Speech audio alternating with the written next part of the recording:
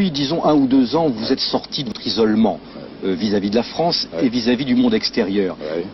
Est-ce que vous regrettez de vous être isolé pendant 25 ans? Est-ce que c'était pas un peu trop long? À vrai dire, je n'ai jamais été isolé. Je dis la vérité n'est jamais isolée. Jamais. Et vous dites la vérité? Je ne dirai que la vérité.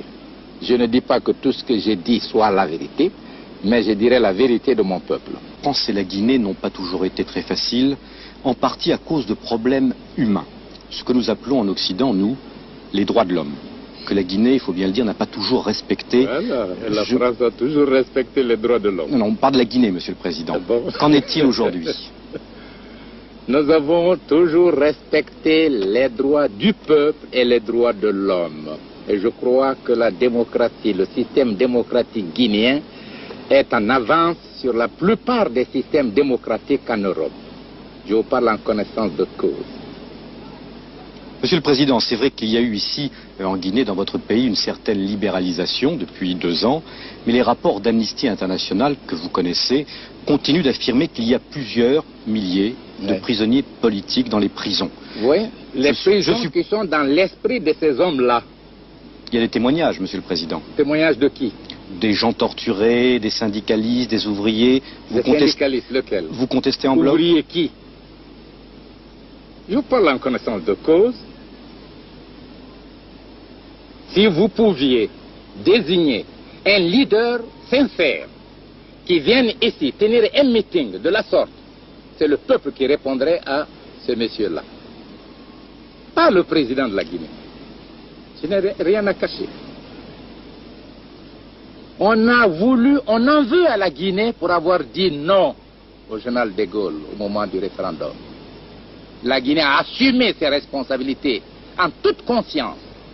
Et cette situation singulière a été exploitée dans le but d'isoler la Guinée. Sur ce plan, je n'ai de compte à rendre à personne qu'à mon peuple. Et vous savez, le peuple, quelle est sa position à l'égard de son régime. Monsieur le Président, pour donner peut-être plus de poids à ce que vous venez de dire, permettez-vous à une organisation internationale comme la Croix-Rouge de venir ici, chez vous, constater?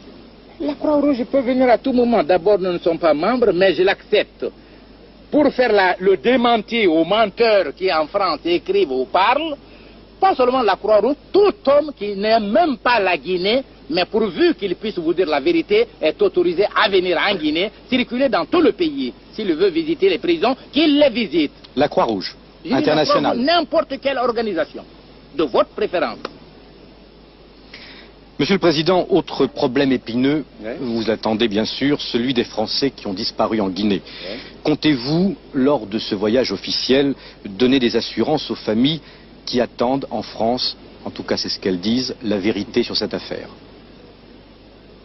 Je ne connais aucun Français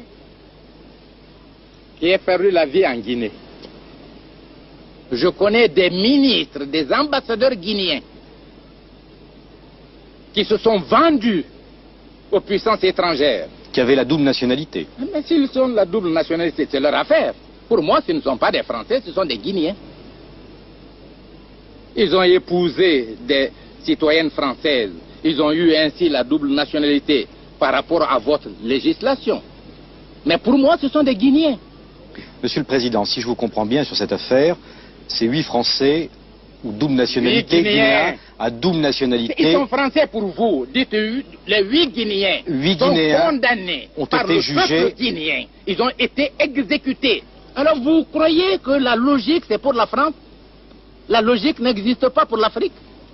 Le sentiment patriotique n'existe pas pour la Guinée. La notion de patrie n'existe pas. Je ne voudrais pas répondre à ces questions. Nous voulons faire l'amitié, tenant compte de l'identité et aussi de la différence. L'identité, notre commune volonté à coopérer sur la base de l'égalité dans l'intérêt de la France et de la Guinée. La différence, je suis guinéen, vous êtes français.